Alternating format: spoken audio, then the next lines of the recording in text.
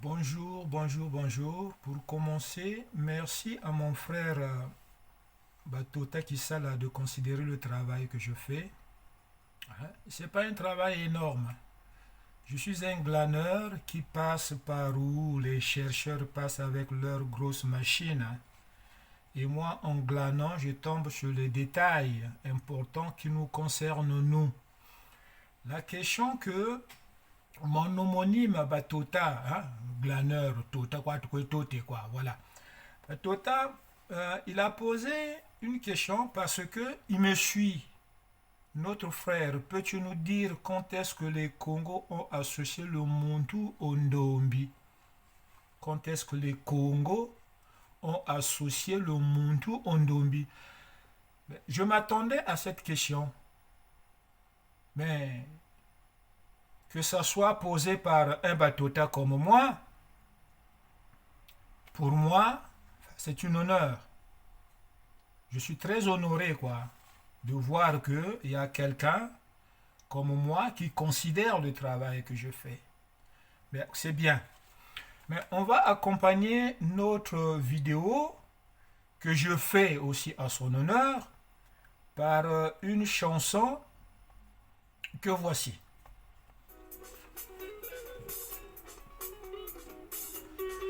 Liberté na kosenga ye. Les lotos gagnés. Voyez-vous, la liberté ne s'obtient pas par un don, une donation. Quelqu'un qui vous dit je vous donne la liberté, c'est pas bon. Hein? C'est comme une coque d'arachide vide. Notre lutte est d'abord mentale. Hein? Il y a quelqu'un qui a dit, quelqu'un que les autres considèrent comme une mythologie, un mensonge.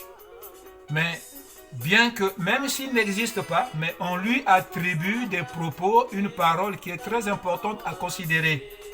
Il a dit, vous connaîtrez la vérité et la vérité vous affranchira. Ce n'est pas un gourou. Le gourou va dire, je vous donne la liberté et vous serez affranchi. Lui, il a dit, vous connaîtrez la vérité et cette vérité vous affranchira. Voyez-vous?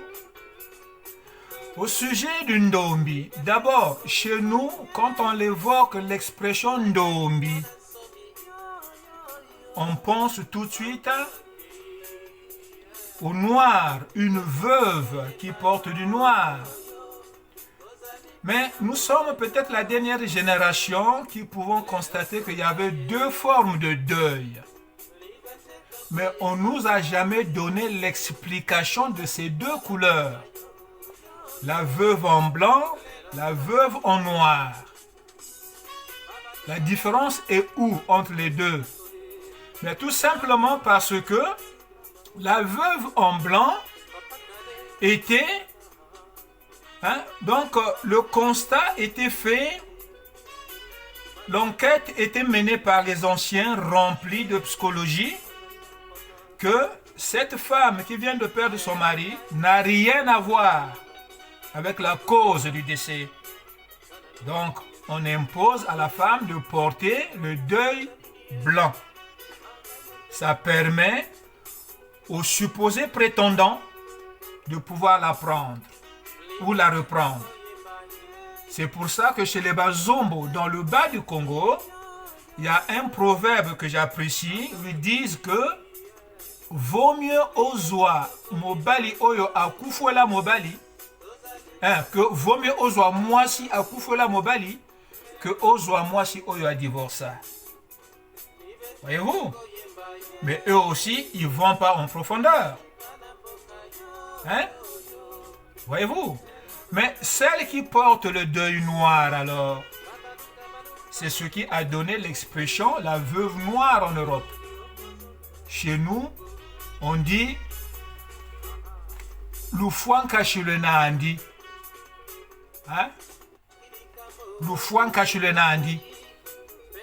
Une femme à qui on attribue le deuil de vivre son veuvage en noir parce qu'on a jugé que elle a une responsabilité dans le décès de son mari. Donc, pour prévenir les autres, faites attention, telle femme, c'est un poison. Tant pis pour celui qui la prendra. D'où la veuve au noir, le foin caché. Mais quand on disait ma foi, nous on dit une femme qui perd son mari, qu'elle soit en blanc ou en noir, c'est ma foi ou non. Ma foi était attribuée à la veuve en noir. Voyez-vous? Voilà ce que représentait le noir dans la justice au Congo.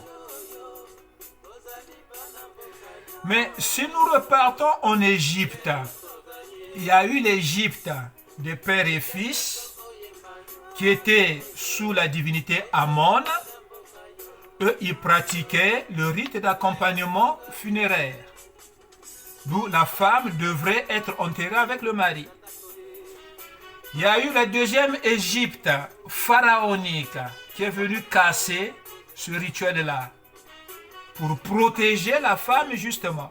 Et ce sont eux qui vont imposer les deux formes de deuil pour protéger la femme. Voyez-vous? Et ça, c'est l'Égypte Congo de l'oncle. Pharaon Mangoudi Congo. Donc, on protège la femme. Et ça, c'est l'Égypte sous la divinité Muntu.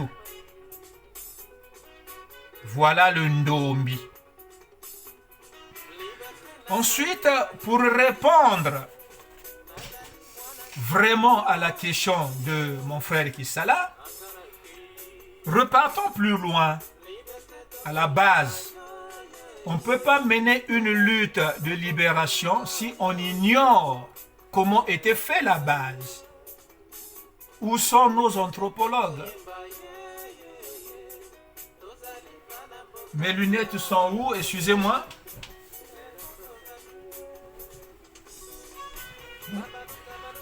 Voilà, donc nous sommes là dans une Égypte de 2513 avant notre ère qui tombe. Le système matriarcal perd sa domination. L'Égypte Congo de Pharaon. Donc les Balabambuta, l'Égypte d'Amon, représente le pouvoir qui titube. Où ça? À Napata avec les Bayaka. Il faut reconnaître que les Bayaka sont sous régime patriarcat. Ben oui, avec le dieu Amon. Du fait que ceux qui adoraient la déesse Muntu dans le système pharaonique Mamangudi Congo viendront se concentrer dans le Nsunda, le Soudan, ils ont encore en mémoire que le nom Muntu est une divinité et non un terme qui désigne un être humain. Les Grecs, avec leur divinité Homos, aussi sont en train de monter pour venir achever ce qui restait comme vestige Congo dans la cité d'Amon. Amon qui deviendra Thèbes. Thèbes, un nom grec. On efface les noms Congo, on les remplace par les noms grecs. Donc, dans ces moments-là, les peuples de la Nubie d'en haut se verront appelés Éthiopie, en rapport avec la couleur de leur peau. Donc, Éthiopie qui veut dire couleur de la terre brûlée, non pas visage brûlé. La couleur de la terre brûlée n'était pas qu'au visage, c'est tout le corps. Hein? Et ça, c'est en grec. Éthiopie. Donc, certains nostalgiques d'un Nsunda du Congo garderont dans leur bouche ce qu'ils avaient réussi de planter en Égypte par la force matriarcale, le nom pharaon qui était modifié par abus de langage. Comprenez ça? Donc, par abus de langage, pour que ça devienne le nom d'un système ou pouvoir politique. Voyez-vous, au lieu que Pharaon puisse désigner un peuple à la place de Muntu, on va dire que le système royal, le royaume s'appelait Pharaon. Non. Voyez-vous, ça a permis de nous couper de ce nom Pharaon et aussi d'Égypte. On nous incitera plutôt de garder le nom Muntu. Pourquoi? Parce que le nom Égypte et Pharaon, on le retrouve plusieurs fois dans la Bible. On nous coupe alors de la Bible pour effacer notre histoire ou pour nous cacher de nos origines. Ainsi donc, si ce n'était pas la perfidie de celui qui est devenu blanc, chez nous, le terme générique pour désigner l'être humain allait plutôt être Pharaon au lieu de Muntu. Comprenez? Sortons donc de ce mensonge écrit de notre histoire actuelle qui dit que l'homme blanc a découvert le continent en 1700-1800 à la recherche des comptoirs. C'est faux. C'est faux. L'homme devenu blanc nous a toujours talonnés depuis la chute de l'Égypte. Comprenez ça. Et même lorsque l'Égypte tombait en 1513, il aurait fallu attendre encore plus de 1300 ans pour voir Carthage tomber entre les mains des Romains. C'est par la suite que les rescapés de Carthage et ceux de la Numidie se verront être appelés berbères. Une expression aussi péjorative. Berbère qui signifie barbare. Mais ils vivaient dans des cités. Rome, avant de monter, il payait un impôt à Carthage pour exploiter la mer. Voyez-vous, Carthage était Congo aussi. De l'Espagne jusqu'en Corse. Ils étaient sous la domination de Carthage. C'est pour ça que vous allez voir les Espagnols basaner. Voyez-vous? Donc, au sommet de leur puissance, tous ces peuples au Congo pratiquaient le rituel de purification en commençant par la base. La base, c'est quoi? Le fleuve, le Tigre et l'Euphrate en Mésopotamie. Le Gange et le Mékong en Asie avec les hindous. L'Amazonie en Amérique avec les Incas, les Mayas et les Aztèques. Le Nil avec l'Égypte. Sont des fleuves cités dans lesquels les rituels étaient pratiqués. 3 fois le jour. 3 fois le jour, le Congo se baignait matin, midi, soir. Il portait du blanc, du lin blanc. Le lin n'est pas l'invention des Italiens, comme on nous le fait croire. Après le raffia, il y a eu le lin. Le tableau derrière, les mandalas, les premiers tissus, le raffia. Voyez-vous, après le raffia, c'est le lin. Ce sont les Congos qui l'ont inventé. Donc, les Congos portaient du lin blanc. Vous voyez, le Congo s'est pilé, s'est rasé. Donc, tous ces rituels, toute cette façon de vivre pour conjuguer l'expression de pureté, donc blanc. Pour dire que nous sommes un peuple pur. La justice était composée de 2 couleurs. Le noir en cas de tort. Quand tu avais tort, on te frottait du charbon. Mais c'était une hantise, c'était une honte. On ne se moquait pas de celui qui se voyait frotter du noir. Mais on disait tout simplement qu'il n'a pas tort. Kenana Mpembako. Et le blanc était frotté à celui qui avait raison. Mpemba Yenandi, il a raison.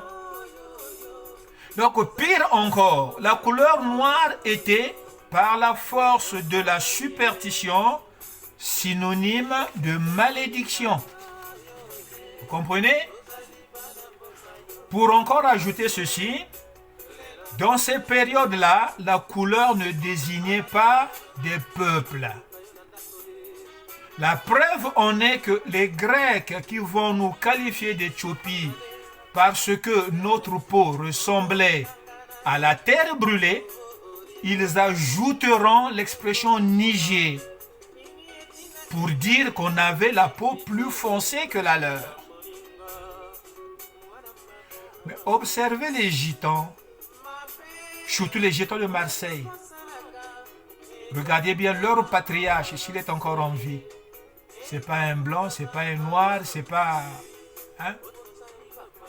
Il y a les gitans, il y a les bohémiens, il y a les tiganes, il y a les manouches, il y a les roms. Voilà le peuple antique qui occupait l'Europe.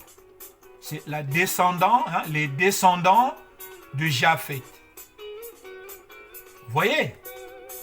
Donc, contrairement à ceux qui se disent blancs aujourd'hui, qui sont un métissage, un brassage de tous ces trois communautés-là, de tous ces trois souches communautaires, Japhet, Sem et Cham.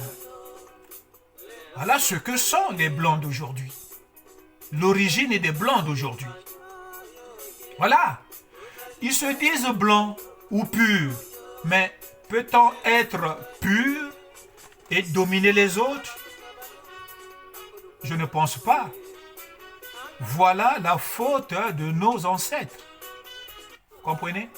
La faute de nos ancêtres est aussi à ce niveau-là. Hein? Ne prenons pas parti pris quand il faut revoir l'histoire. Tous les détails de l'histoire sont à relever. Il n'y a pas de détails à cacher. Il n'y a pas de détails à valoriser. C'est l'histoire. Voyez-vous? Alors, la question qui m'a été posée, quand est-ce que les Congos ont associé le Muntu au Ndombi? Ndombi, c'est-à-dire noir. Mais pour bien considérer les mots de la question, ce ne sont pas les Congos, de par leur volonté, ont associé le Muntu du noir ou au noir. Le Congo, conscient que le noir est synonyme de deuil, de malheur ou de malédiction, même s'il se retrouvait désormais éloigné de l'époque où il était classé dans le verbe de la pureté, il ne pouvait jamais s'attribuer cette expression péjorative. Et cela est resté gravé dans notre subconscient. Bah oui. Posez la question à quiconque de n'importe quelle génération, de n'importe quelle communauté, que représente la couleur noire, il va vous dire deuil, malédiction. Vous voyez? Avec quoi on maudit quelqu'un? Avec les mots. Les mots. Les mots font vivre. Les mots peuvent aussi tuer. C'est ce que j'ai écrit dans mon livre, Muntu qu'il aurait pu être. Muntu qu'il aurait pu être. Mon livre, le tableau est derrière. C'est mon premier livre. Je le fais pas Bitchangi parce que c'est mon œuvre. Vous voyez? Donc, le monde déclare, le monde moderne, déclare le 19e siècle comme époque de la lumière. Lumière sur quoi? Hein? Lumière sur quoi? Les découvertes technologiques, mes frères, lumière sur les découvertes technologiques. Ben non, non. L'amélioration de la technologie n'est pas une découverte. Hein? On améliore la technologie, ce n'est pas une découverte. Non. La technologie fut découverte par la civilisation antique Congo. Bon, découverte de quoi alors au 19e siècle? 19e siècle, siècle de lumière, parce qu'on a découvert la Bible qui fut longtemps cachée par la grande religion. C'est pour ça qu'il y aura prolifération de plusieurs mouvements religieux. Des cultes se répandent avec le souci de découvrir la vérité. C'est tout. La vérité cachée par la religion. Mais la religion, mais qui est à l'origine de la religion? Si Dieu a fait écrire la Bible, Dieu n'a pas inventé la religion. La religion fut inventée par la civilisation Congo de Mudumango. Voilà. La descendance Congo qui a vécu le 19e siècle, au lieu de profiter de cette lumière, eux, ils sont restés accrochés à la lumière de Mudumango. Mwinda wa Mudumango. Mudumango, Mwinda. Mundu. Mundus, monde. Et sa lumière, Mwinda. Et à croire que c'est une coïncidence que la tribu noire, l'attribution noire, s'est fort accentuée chez les Chamites du 19e siècle. Mais ça a été préparé longtemps. Quand Carthage tombe, il y a des nègres. Hein? Ceux qui sont fiers d'être nègres. Voyez-vous? Donc, à croire que c'est une coïncidence que l'attribution noire s'est fort accentuée chez les Chamites. Noirs, nègres, Afrique. Toutes ces expressions péjoratives nous sont restées collées jusqu'à nos jours. Hein? La religion est venue encore appuyer parce que il a dit quoi à la religion? Noir parce que vous êtes les enfants du diable. Mais ceux qui sont devenus blancs ne sont pas aussi les enfants du diable? Hein? La notion de dominer l'autre n'est pas un concept divin, hein? De la divinité pure. Non. Hein? Les blancs d'aujourd'hui ne font qu'améliorer la base qui a fait de nous les noirs. Mais eux, ils étaient avertis. Ce que vous êtes en train de subir, ne le faites pas subir aux autres. Nous sommes victimes par ignorance. La génération d'aujourd'hui, devenue noire, victime par ignorance. Mais ceux qui sont en train de nous dominer aujourd'hui, ils étaient prévenus. Donc, ils sont encore plus noirs que nous. Sortons de ce cercle, de cette classe de complexe dans lequel on nous a mis, mes frères.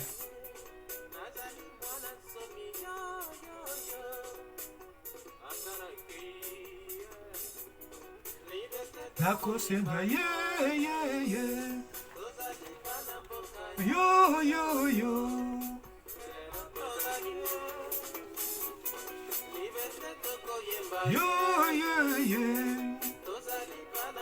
Yo, yo, yo. Mais non, tout gagné.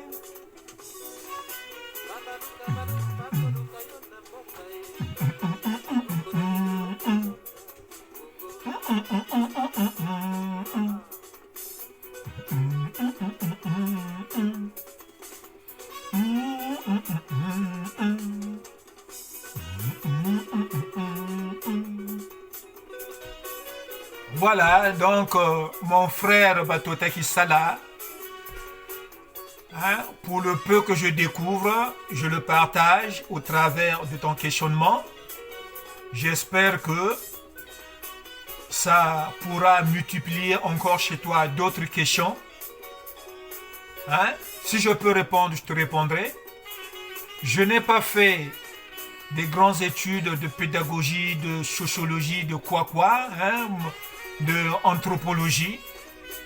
Mais c'est la curiosité qui me pousse à fouiller, fouiner.